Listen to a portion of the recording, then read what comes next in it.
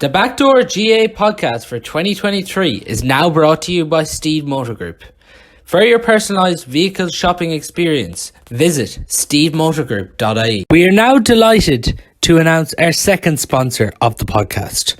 Harper Finlay are a professional service recruitment company operating nationwide and are dedicated to helping people find their dream job. So joined now by Cyril, Farrell and Gregory O'Kane to look ahead to Galway versus Antrim this weekend in the Leinster Senior Hurling Championship. Gregory, just coming to you first. It was a fantastic year for yourself and Dunloy last year, making it all the way to the All-Ireland final. Yeah, look, we had a good year. We got over, I suppose, with a tough Antrim championship. And in a way, you know, it prepared us well for a tough Ulster campaign. And obviously for ourselves, getting past Slaughtneil, they've dominated Ulster hurling, as everybody knows, this last few years. So I felt once we get out of Ulster, it was really like the team was ready to kick on again. And obviously with a great 1-0 All-Ireland semi-final against a good team like St Thomas's. And in the final, we probably just come up short, 6, 7, 8 minutes to go. We had a few chances and dropped a few balls short. And sure, look, a team like Ballyhale, if you keep them in the game, they know how to see it out. Have you been able to watch back the final a few times since? Or? Yeah, I've watched it a few times. And look, you know, it's on the day, as everyone knows. You have to take your chances. And I suppose that's what makes Ballyhale such a brilliant club side. They have a wonderful ability to to seize the moment in big games, and their players always do the right thing at the right times. And look, they haven't won 6 All-Ireland club titles, you know, for nothing. And sure, it was a great experience for us as a team, as a young team, as developing, and it was fantastic to play at that level. Do you feel your own success on getting all the way to the final, do you feel that has helped Antrim hurling? Yeah, well, look, this is our third year now, fourth year in Division 1. So that can only be good. It can only be good for clubs. It can only be good for players to get that exposure, you know, at the highest level. And then what they do is, say you have 2, 3, 4 lads in the county panel and they're playing Division 1. And they're bringing that experience, that setup back into their clubs. So it's inevitable that the club will learn and progress from that as well. Saying there's Sir Dunloy, he was just talking about hurling and the state it's in at the minute. Did you agree with a lot of the comments he said on this? Well, some of them, definitely we need, you need to promote hurling, and there's no doubt about that. And missing the big games, like, down the country, like, the reception is great, and the circle keeps coming the whole time. But like, you can see what they're trying to do. And I wouldn't agree with everything you say. Like, you can't be comparing. Like, you should have left the football over it, like, because we have our own grades in hurling as well. We have the Lowry Maher, the Dickie Racker, the Joe McDonough playing at their own levels. The same with football. It isn't the thing of hurling versus football. It's to promote hurling, but if you go down the road of one versus the other, that's completely, wrong to me. Like, that's the wrong way to tackle it. But I know where he's coming from, like, and it's kind of a shock down the country when you can't. Everyone seems to think you can get all the games when you can't. But now look at GAA are doing a lot of them. But it's just, to me, I thought that it'd go to TG Carr because they were doing it before anyone was doing the games. But look that's the way it is. And we have to kind of live with it, and probably it's probably going to stay that way. Now, there will be a lot of games covered, but don't always get that, like, you can see hurling, instead of being spread, it's, 11, 12 counties kind of really involved, that's all. And just on that, because we're obviously talking here about Galway and Antrim in the Leinster Senior Hurling Championship. Have you enjoyed, sir, the Leinster Championship so far? Look, it's competitive. It's not as strong as Munster, but still very competitive. And like for ourselves in Antrim, like that, from the outside, look, it's great to be getting the games, and you're getting a great chance. Like, you're getting a chance to qualify. There's 3 to qualify, which gives you a great chance. And you're playing at the top level, which lads, I remember my time, Paul, you get one game, and if you're beating the point, you're gone to the following August. There's 12 months in between again. You have to start it over again. Whereas now, like, it's great. If I was a hurler now or over team, I'd love it, because you get a great chance to build a team, and they're all fairly competitive now. Just on that, Gregory, Antrim's campaign so far, is it fair to say that Antrim probably did target that first game against Dublin in the first round? They looked like they had won. Dublin came back, clawed it back, and then the following round to Wexford, defeat there, and Kilkenny just proving too strong for Antrim and Corrigan.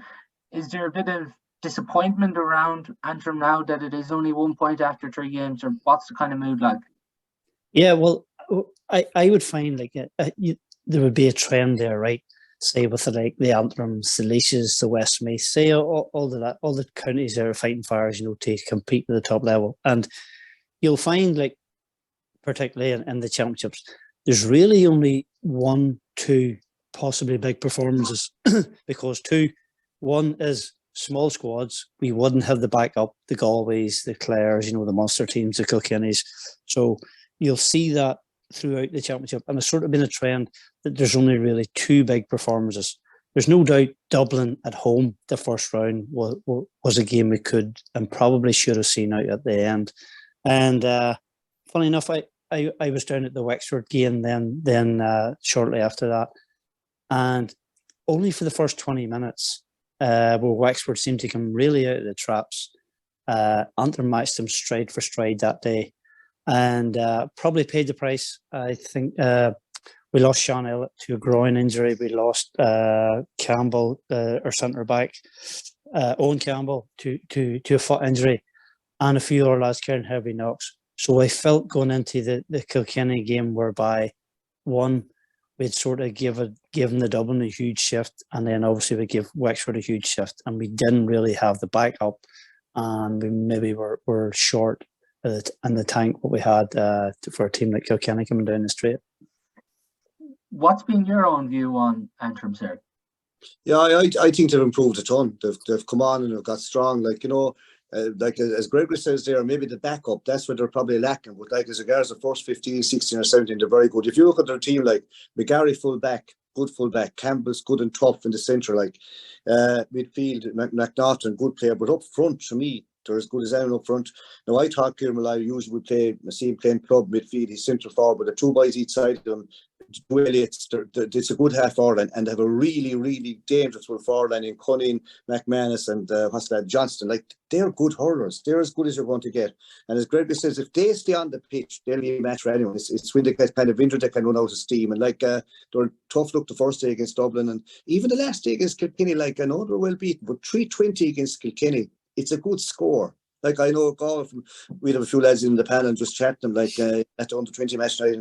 They're treating the Antrim game with caution, because they know, like, Antrim forwards, like especially their forwards, they'll cause you trouble, and they have pace, and they'll run the ball through and get good scores. Like, they're putting up good scores. Like, it's a big game for Antrim, but it's big for Galway as well, in the sense that we were at home and we'd be expecting to win the home matches. You have to nearly win your home matches to kind of qualify.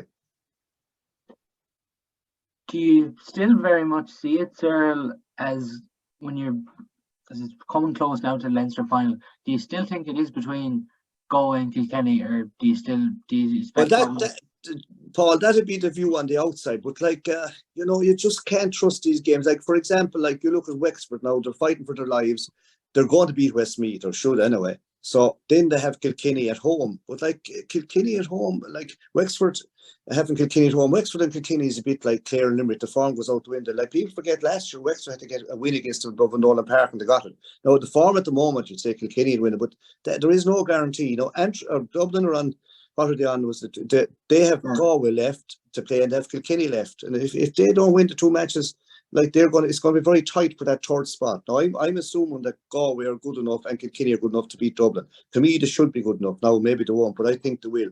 And I think, like, Dublin have their points got that they're going to get. Do you very much see it between Galway and Kilkenny, Gregory, for a Leinster final spot? Yeah, look, back to what I was saying there. Like they probably have the strongest panels. Like that day they played Antrim.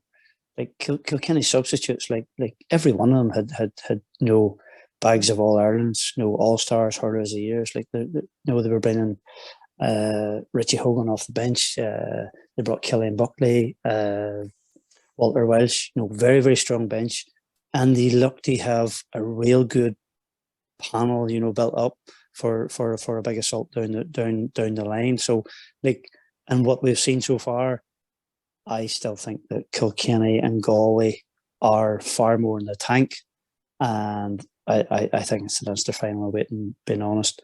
And then it is a shoe, and then Wexford with their home game, and as Cyril says, them and Kilkenny is a derby. So the third spot will really be really tight, and will come down to sort of probably the last game. But I would definitely say Kilkenny and Galway are out in front, and the shoe in for the Leinster final. Cyril, going on Galway, it's obviously a huge game there, as you mentioned, at home, and they're going to treat it with caution this weekend. But what's impressed you most about Galway in the championship early on so far? Well, they haven't really opened up yet, but they are very, very good hurlers. And at the moment now, they're playing Garage McInerney fullback and Dahi Buck centre back, and it seems to work well. It's their kind of fluency. They're giving the 20 or 30 yard passes with the stick, hard enough to control when they get going. And Cathal Mann come back into the fold. Pádraig Mann playing well again, and even they're Gregory's referring there to the substitutes. To me now, they have a stronger bench this year than last year. And the boys are telling me that in training, the 15 size they have, they're very competitive. It's hard actually to make the Galway 26 at the moment. You have hurlers, good lads that won't make the 26. Now you'd have an odd injury to. The last day they had 26 tagged without the likes of Tom Annan and Conor Cooney, who would be on the 26 if not on the 15. So that's these guys. They're that bit stronger, that little bit older, and the time is moving on. The Joseph Cooney's, the Gareth McInerney's, the Dahi Bucks, the two Mannins, they soon have to try. The time for winning All Ireland is soon running out unless they get one. To me, this is a very big year for them. Can you see them winning the All Ireland this year? I could, they're not too far off. Okay, and people are saying Limerick are there to kind of have them a shoe in already, but the Munster hurling looks very, very strong. But Paul, it looks strong and it is strong, but it's completely different when you're playing a Leinster team in Croke Park. I put this to you, that the Clare Limerick match is a fantastic game. Real, tough, hard, honest, old style hurling. Hip to hip, whip to hip, let it fly. But if that match was played in Croke Park, even with the same referee, you'd have a different game. You know what I mean? It'd be a different game played in Croke Park. It's just a different kind of, the championship, when it gets out to that semi-final spot, it's a different ball game altogether. I don't know, have you seen much of Galway this year, Gregory, but is there anything that stood out early on the season from a Galway perspective for you?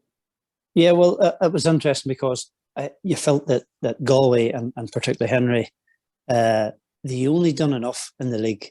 So it was obviously, they had April, May and June in their sights down the line. And you would feel that Galway, just what Cyril are saying, they've been really building the panel. And I felt they used the league for that, to build the panel. And they just got enough out of it. They just got out of the league basically what they wanted out of it. And two, like Henry will have seen, in year one. And then obviously you'll have learned a lot. So I feel he's coming in a really good position himself in year two.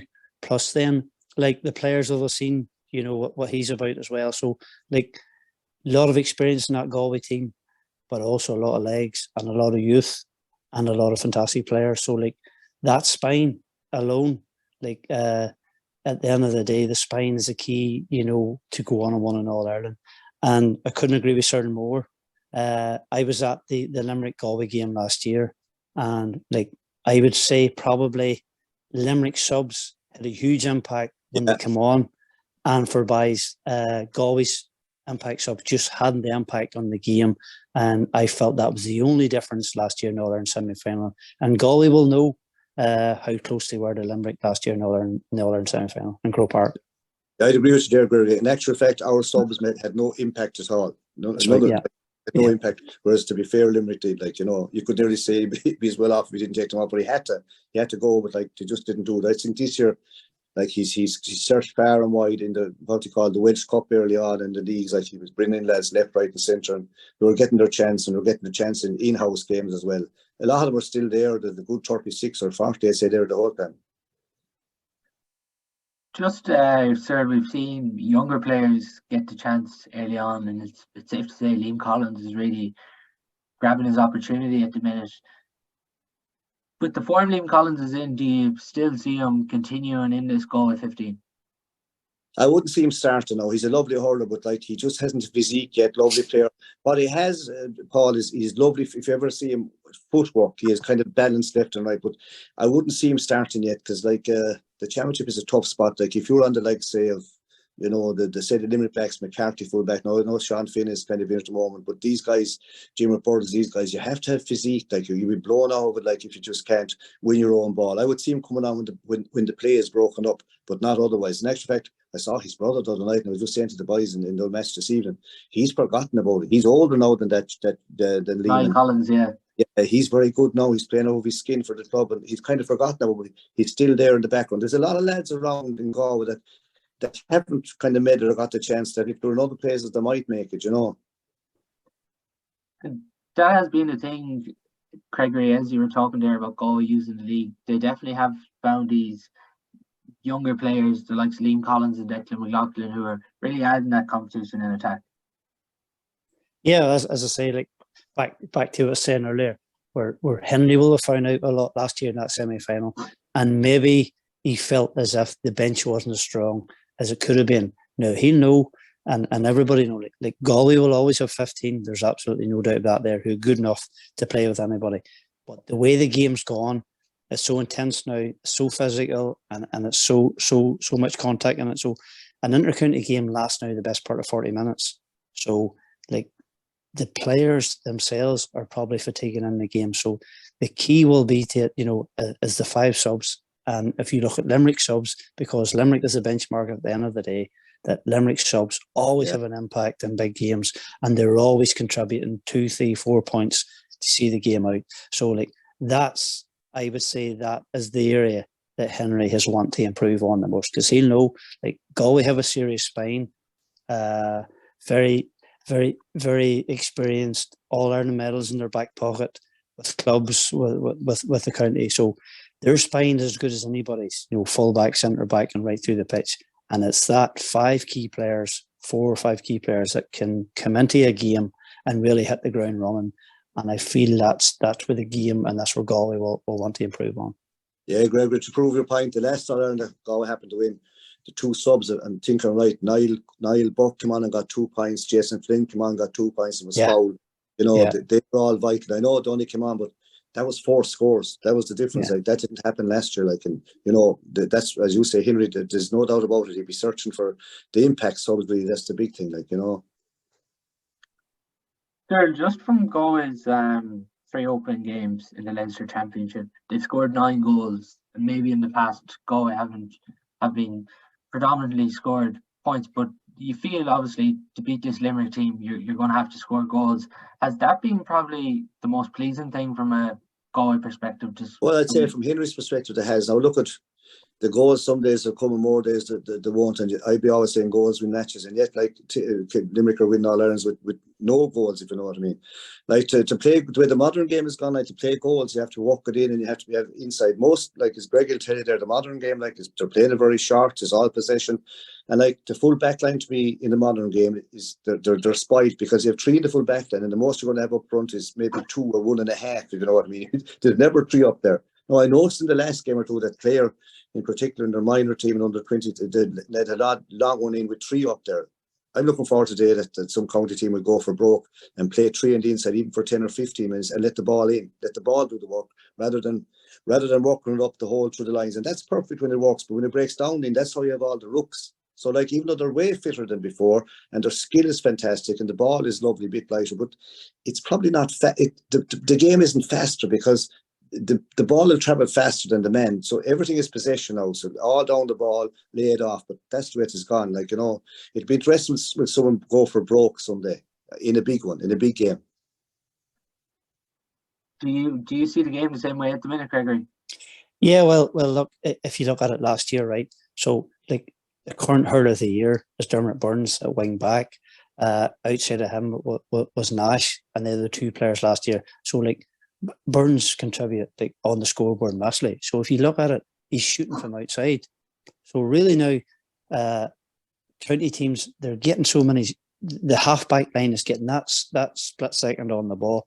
So really, they're prepared to shoot points from the outside and be patient. And Limerick, the type of team, can shoot 30 odd points, tip probably the same, to be fairness to them, and they're always contributing. So like you would find now the shooting zones are probably farther out the pitch, and then obviously the modern day game, 2 inside forward line and one man drifting out to midfield or really having a free role, and they're always fighting against sort of 3 and 4 back. So at times the goals is simply not on, and you find teams as just peppering teams from outside the scoring zone.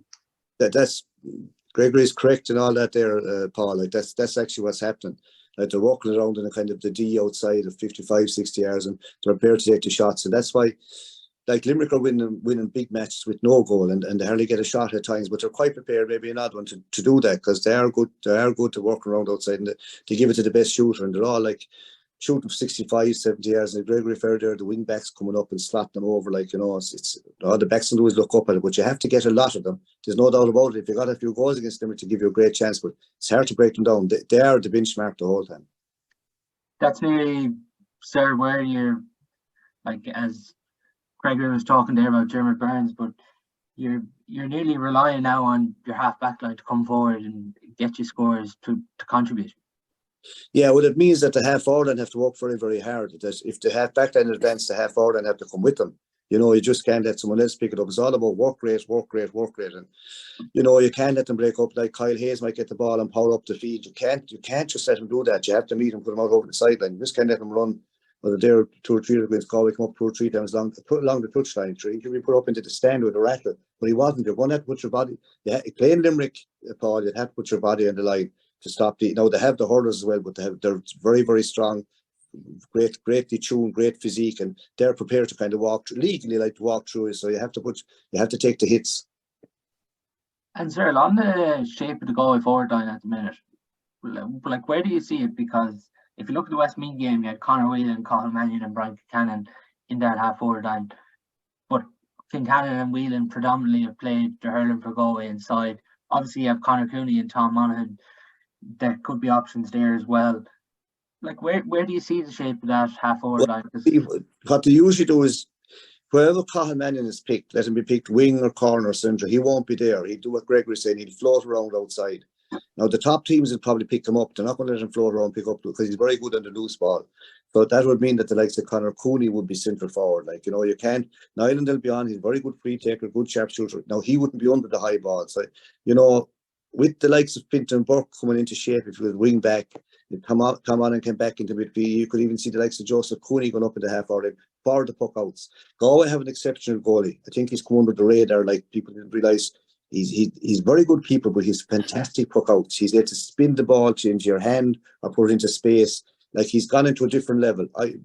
You know, the club, the other counties will start studying because he's kind of come under the radar. He's getting away with all, like, he's spinning it everywhere, and he's very good at it. He's a big cog to Galway at the moment now. Like, and he puck outs into the hand over the bar, puck outs into space. He's dictating. He's kind of a director of the orchestra, very, very much so. Now, the boys up front, they're all good hurlers, I suppose, but just might have to fight a little bit more when they go and get stuck for their own ball, because they can't expect a goalie the whole time to be able to pin every ball. Because, you know, like Gregory tell you, you pin a ball, say, to a wing forward or a wing back, and he drops it. The poor old goalie gets blamed. The head out the field mightn't get blamed at all. But this guy, Eddie Murphy, he's on a different level at the moment. Now, to me, he's gone to a high level. Like, and to me, he's fierce and part of the goal. They have a good sub goalie, but he's a goalie. He'll block it and he'll hit it out, but he hasn't the quality of another fella. If you know what I mean.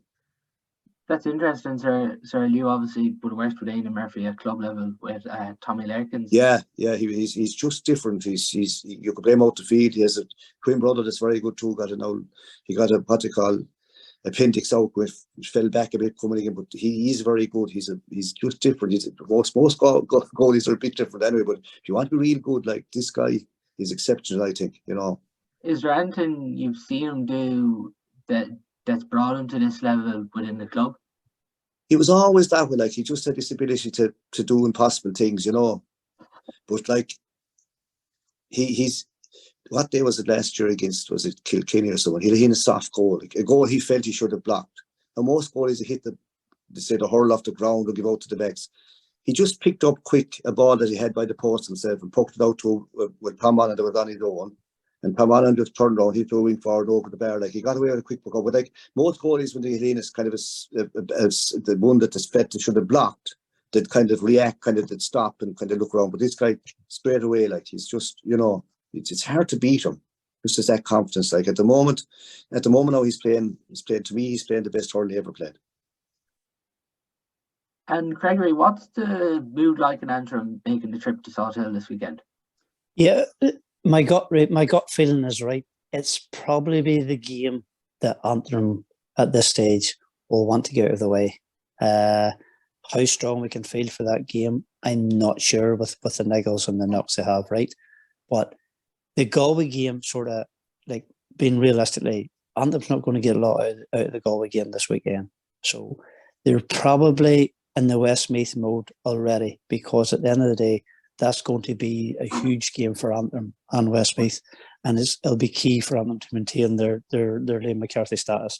So I would find, personally, I would rather have the Galway game probably second game in, and then probably say like had a home game and then go to Westmeath. So like it's hard to see Antrim getting anything out of this weekend, particularly away to Galway. So I would find it's going to be a hard weekend for Antrim, and even psychologically, where the players will be, you would hope they would go there and die with their boots on. But I feel this will be the hardest game for Antrim now in the Leinster Championship today. Gregory, will they come down? Will they come down even before the match, or what will they do? Yeah, they're travelling down. Yeah, they're travelling down the day before, and they're going to stay down. Funny enough, I was talking to a few of the boys there last week, Robert saying, so they said they were planning their weekend and they were heading down the day before the game. So like that'd be good, to get them down early, because they travelled down to funny enough, you mentioned that, sir. They travelled down to Wexford the morning of the game and stayed that evening. And the first 15 minutes you could nearly have seen it in the legs, because that's where Wexford really got a yard on us. So that said, probably maybe learned their lesson in that regard. And what will Antrim look for this weekend? You talked there that a victory is probably not likely, but what do you feel they're going to look for out of this Galway game? Yeah, well, I find Darn Gleeson will be in a hard place too, right? And the selectors, because say a lad there, say Campbell or Shannon, say there's a maybe chance they could play this week. But on the other hand, because Campbell's fantastic hurler, he's captain, he's Antrim, he's a centre back, right? So like, say he's declared fit this, say Thursday night we're training and he's fit, right? And then the conundrum will be for Antrim, do we risk him and the risk of losing him against Westmeath? You know what I mean? So there'll be all them sorts of scenarios going on this weekend. So like, I would find if he can go there this weekend, put in a really, really good performance, and then come out a bit fit and healthy, and then obviously get freshened up and Westmeath the following weekend, as much as I would say Antrim will get out of this weekend, if I'm being brutally honest. And Cyril, the performance, like winning or losing for Antrim, the performance will be the big one, as long as they perform for their own sake, like you know. Yeah. Is Westmeath, do you feel it's already on the minds of the players? You talked there about Liam McCarthy's status, wanting to stay up. Obviously, they're going to need a victory against Westmeath to stay up, just with the situation that they were. If they were to lose this, they're on 1 point. Do you feel that's on the back of the players' minds already? Well, I don't know about Antrim's mind, but I know it's on Westmeath's mind, because like against Galway, they had 2 or 3 injuries. Fairly good Dials and these as were injured, or they didn't chance them. They were looking, I'd say, they're thinking of the Antrim game. That's their kind of, we call it All Ireland. Like to me now, Antrim are a nice bit better than Westmeath, and Antrim are as good as anyone. Like on the day, I would, to me they've improved a ton. Their hurling is good, like, and they're very comfortable on the ball, as good as anyone. So as Gregory says, maybe the backup, but like if a day came that they held everyone like fit and didn't run into any injuries, they're as good as anyone, And like I was delighted to hear Galway saying, the lads I was talking to saying that the bit of the coaching they were doing and went through videos, that they're treating it as a serious game, because it's one they could get caught in. But definitely, I think if they have injuries, they'll keep them for the Westmeath game.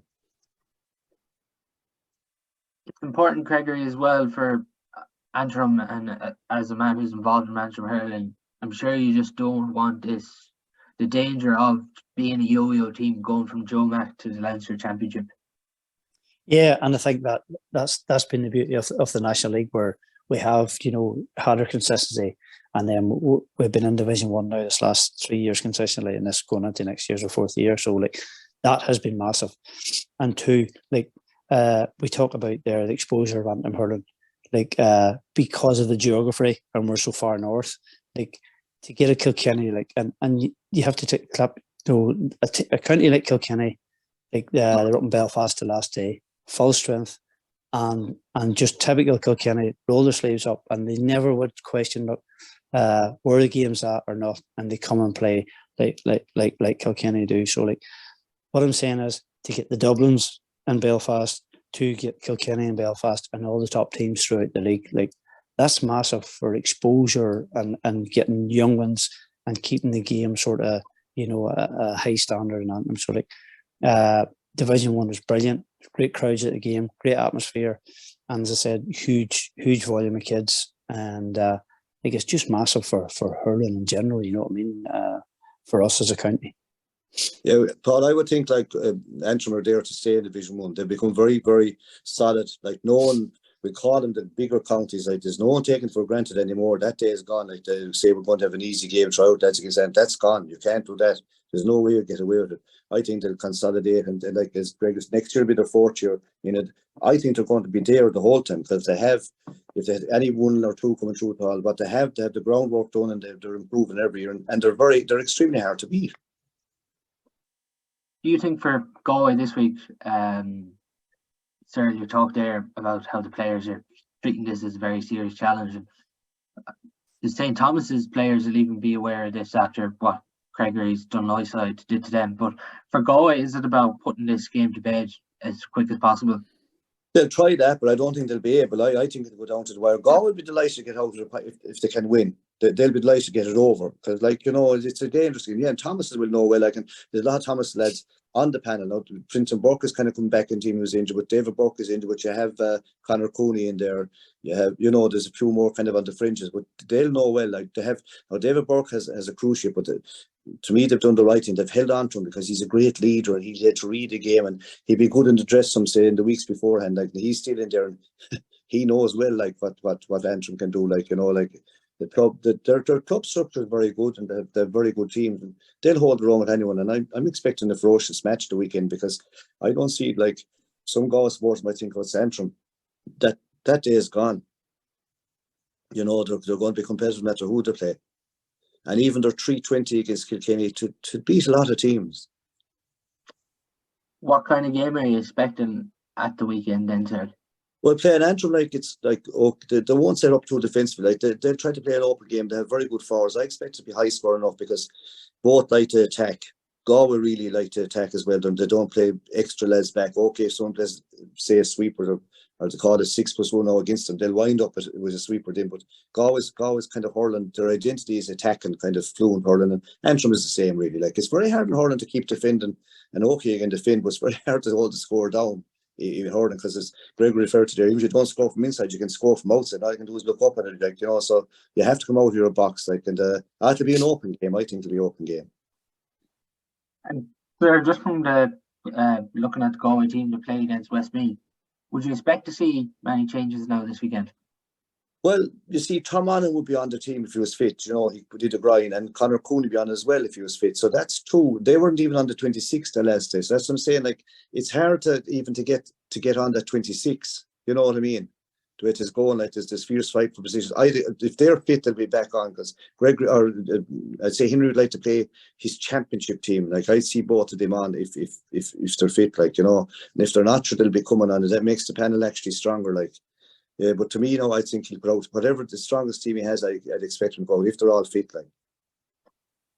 And what area, Gregory, for you is concerning you from an Antrim perspective that Galway have that's the strength that maybe they mightn't just cope with at the weekend? Yeah, well, just general Galway's overall strength. Like there's so many players, there's so many quality players, and so many options. So in that regard, they're always strong, and it's sort of like how Antrim can set up, and two, how strong a team they get on the pitch. Now that said, young Ryan McMullen come on against Wexford, a young lad from the 20s out of Lockhill, and Paul O'Boyle.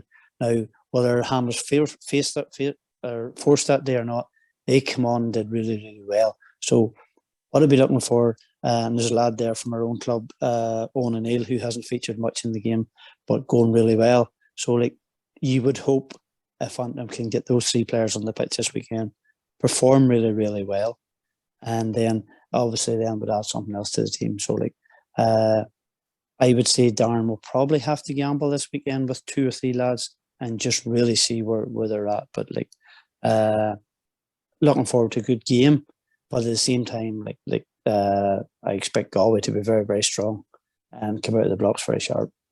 Are you heading down at the weekend, Gregory?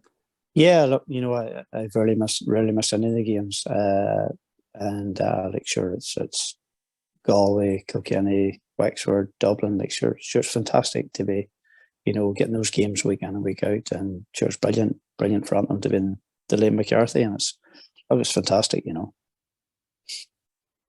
Just on Antrim's matchups at the weekend, like, who are you expecting to pick up now? Conor Whelan and Ryan Cannon at the weekend.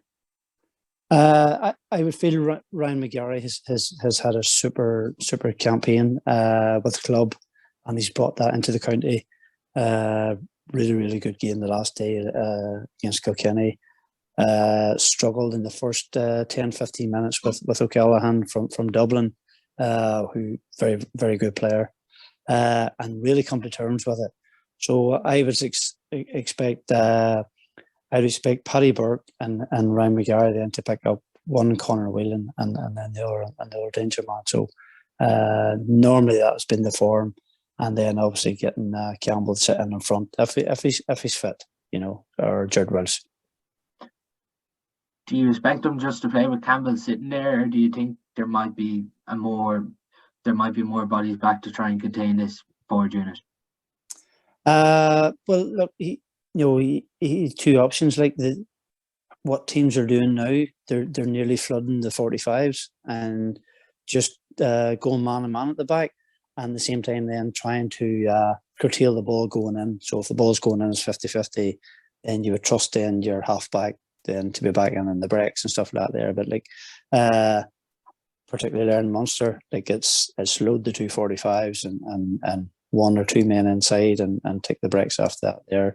So, like, Antrim can play 3 in midfield, can play 4 in midfield, but try and congest that area and look, sit tight, to the first period of the game, and then try and work our way into the game, because, like, our scoring ratio has been very, very good, and we're averaging 25 scores per day, and lost in games. Like, can you imagine 3-4 years ago saying that day and daily an Antrim team's going to consistently score 24, 25, 26, 27 scores and get beat?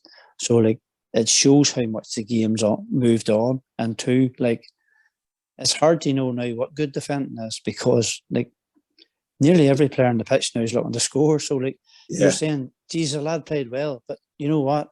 We can say that about 319 or 225. So, like, it's really hard to know now what good defending is, but it hasn't been honest, at inter-county level, because the ball's just continuously zipping up and down the park, and scores have been created and balls going over the bar. Yeah, sure. That's good up, Gregory, as well. Now, like, numbers don't matter anymore. Like, your number 2 could be up full forward. You don't know what, Yeah. But I think myself, if Owen Campbell can't play, he'll be a terrible loss to Antrim now, because he's kind of the anchor of that defence. He's playing, and if he's able to play, like, but if he can't, to me, he'd be a savage loss. On that as well, just looking at the Antrim team that Cyril played against Kilkenny, he had Neil McManus at 14, Cunning at 11. Going by that, you're looking at Dai Burke could pick up Conal Cunning, and then probably Gareth McNerney on to Neil McManus. Yeah, well, like, you see, going back so physically strong, but the one thing now they're lacking a good bit, Paul, to me anyway, is real pace. Now, they're very fit, but they're not fast, if you know what I mean. Now, Gareth McInerney, great warrior. Dahi Burke to me, we had to play full back without a hurl, if you know what I mean. Such he's kind of a good footballer, as I know it, but stand, catch, shoot his body.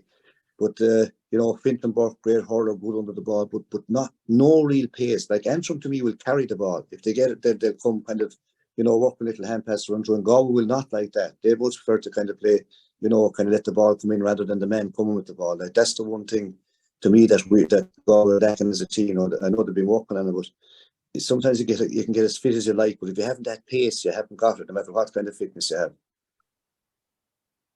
There has been competition there in that full back line, adding to it. TJ Brennan's took his chance this year. Cyril, Darren Morrissey came in the last day. Jack Grealish didn't start, so there definitely is competition for those two cornerback places. Well, there's really 3 for 2. You see, Jack got a roasting against young old Cody. Cody got 6 points from playing a couple of frees. Well, they were all scores. So it was, the mystery was how he was left on against Kilkenny, not dropped the last day, because he just wasn't doing, he has pace, but he's kind of got off form. But Morrissey doesn't weaken the team. TJ Brennan took his chance when TJ had a great university campaign with University of Limerick, and he played very, very well full back, and he's kind of nailed down a corner. There's 3 for 2 really there. The 2 boys alternate, McInerney and Dahi Burke, and outside you had Joe Cooney wing back, and you had Dahi Burke centre back. Another wing back to him was Pádraig Manning, but now Fintan Burke has come back from fitness, so you have another wing back. That's 4 for 3 now. Midfield hasn't been that strong really. It has kind of been a hard place enough to really get on top.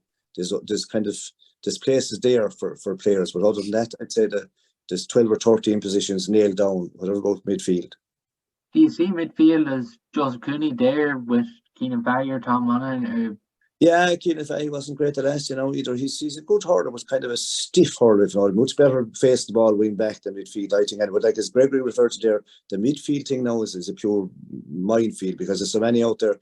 You could be a brilliant midfield hurler and not even get the ball. It could pass you by in this instance. There's so many bodies, there's bodies tacked and everywhere. That's the modern game, and they're all on the trackers. Are you getting the tackles in, and all the rest, so.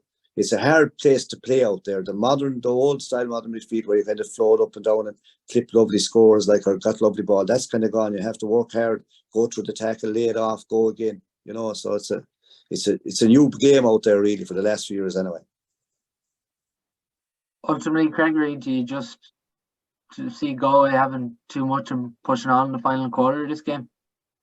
Yeah, well, I feel Galway's subs will have, Galway will finish. What I'm saying is, Galway has the capability to finish the game as strong as they can start the game, whereby that might be our Achilles heel with the few knocks, because then obviously we're going to really have to get into reserves, and then the quality then goes down, because you're relying on young players who are not, it probably takes 2-3 years now, maybe 4, to build an intercounty hurler in terms of physicality, experience, and you just find when you get good young talent on, well, that cycle really begins, and then you're looking to build them over 2, 3, 4 years, because that's nearly what it takes now to build your intercounty hurler.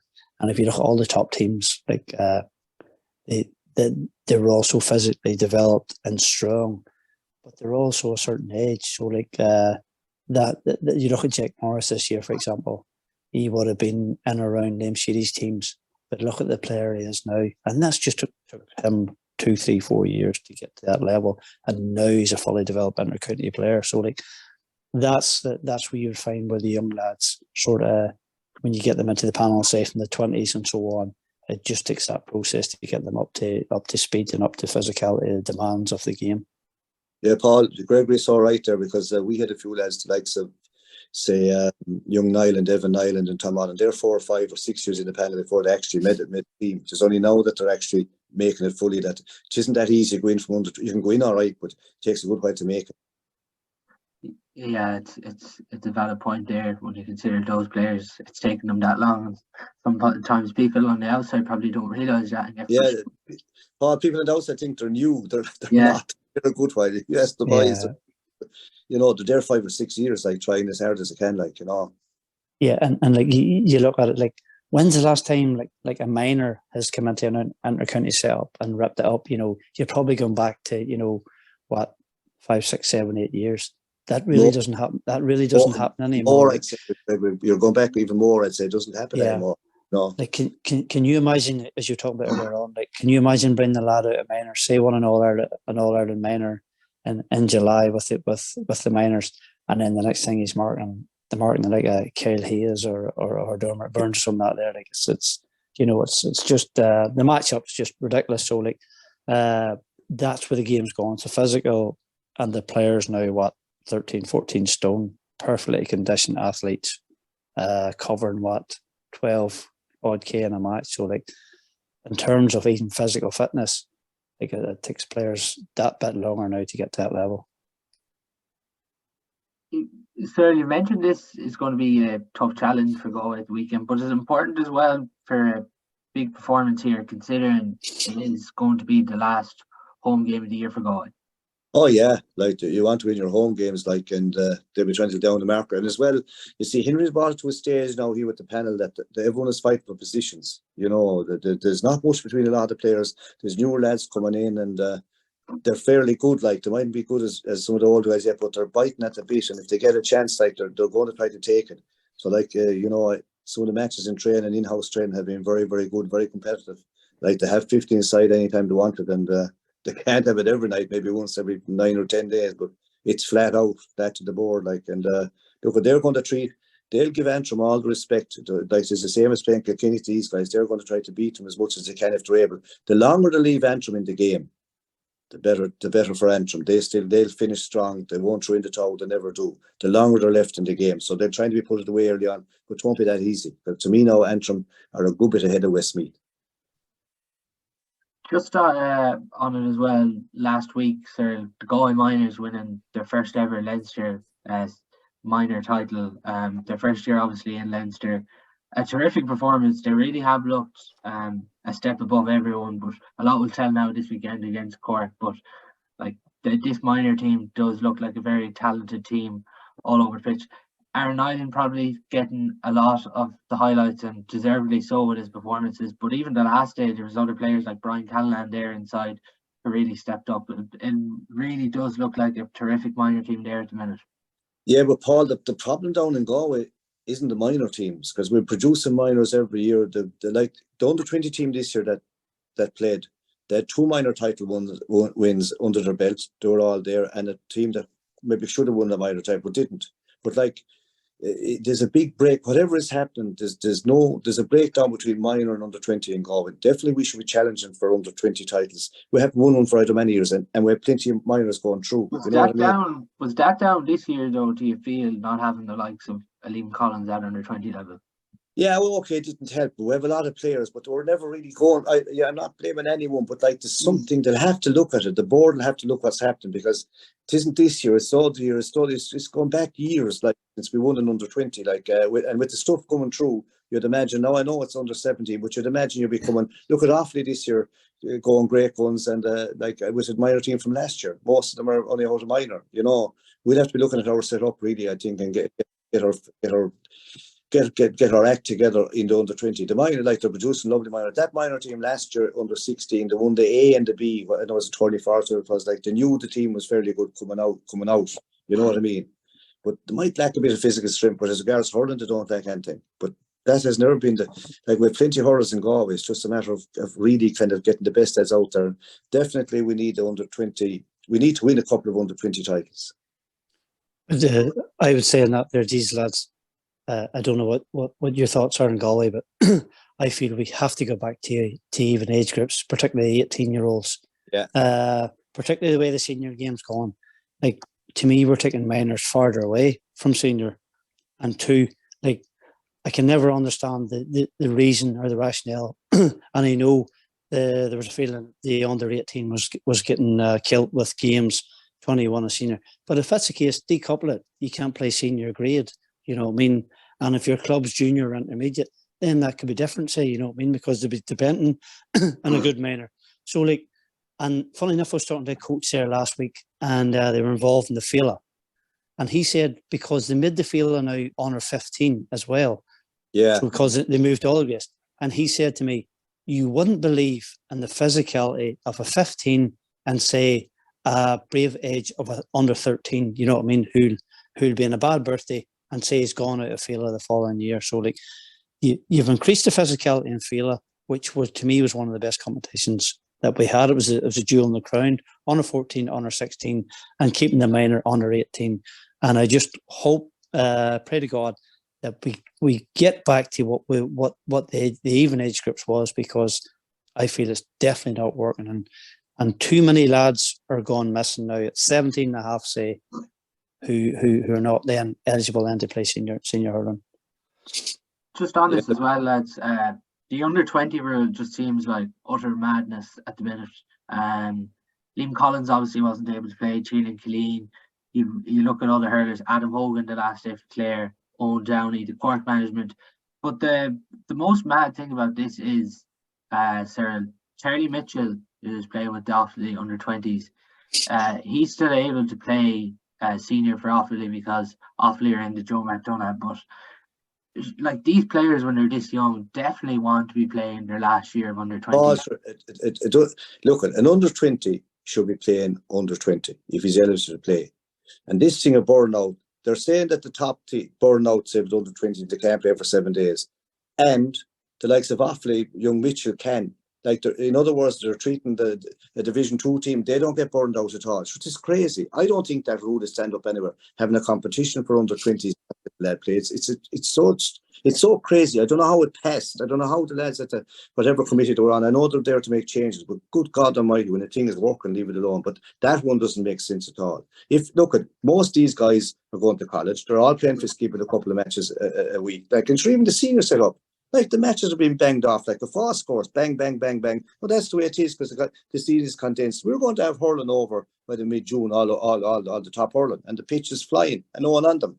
Like, doesn't it up? But the under-20 thing is crazy altogether. And if you look at it closely, that rule that, say, a fella from Galway or Clare or Limerick, wherever he's from, the so-called top counties, can't play senior and under-20, whereas a fella in Division 2 or Division 3, Tier 2 or 3, whatever they call it, they can. So how can they add up that? How do they not have burnout in the second division? Sure, Lord God Almighty, there's no logic to it. It's like a lot of things.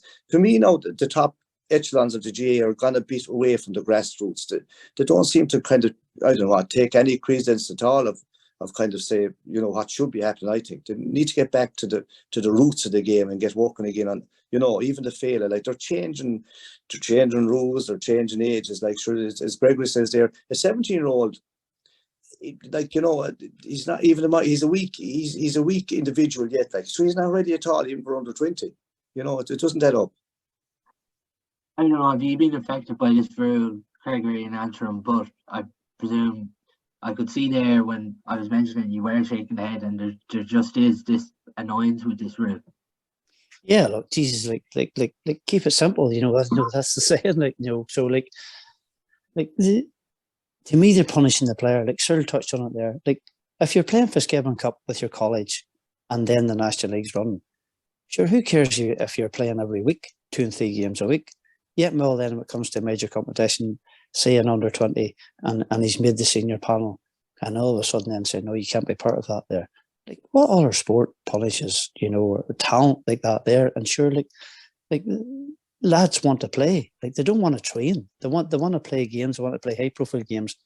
And for a lad, then there's an incentive then the other way. For a 20 then to really push on and expose himself, say, to the senior management, well, then there's incentive for him to get picked and get into maybe a 24-man panel, maybe a 26-man, and then maybe make the team. So, like, to me, to punish the player, to punish the talent they got there, it's just a crazy decision. Yeah, it's really one, and you could even see Ben Cunningham frustrated in the last game. Yeah, and well, there was the other side. Yep, absolutely. And he touched on it where he couldn't play with these lads, you know, because they were tied up. So, like, it was you're denying the age group they were playing with, and you're also then, because he's a talented player, then he's losing out because he's capable then of going on and playing senior. Yeah, you're really hoping something can be done next year for this rule, because it's just complete and utter madness at the minute. That's all we do have time for on our podcast for this evening. Thanks to everyone for listening, and if you are listening, don't forget to subscribe to the channel. And thanks a million to Gregory O'Kane and Sarah Farrell for coming on this week's podcast. Thanks, Paul. Gregory. The Backdoor GAA Podcast for 2023 is now brought to you by Steede Motor Group. For your personalised vehicle shopping experience, visit steedemotorgroup.ie. We are now delighted to announce our second sponsor of the podcast. Harper Finlay are a professional service recruitment company operating nationwide and are dedicated to helping people find their dream job.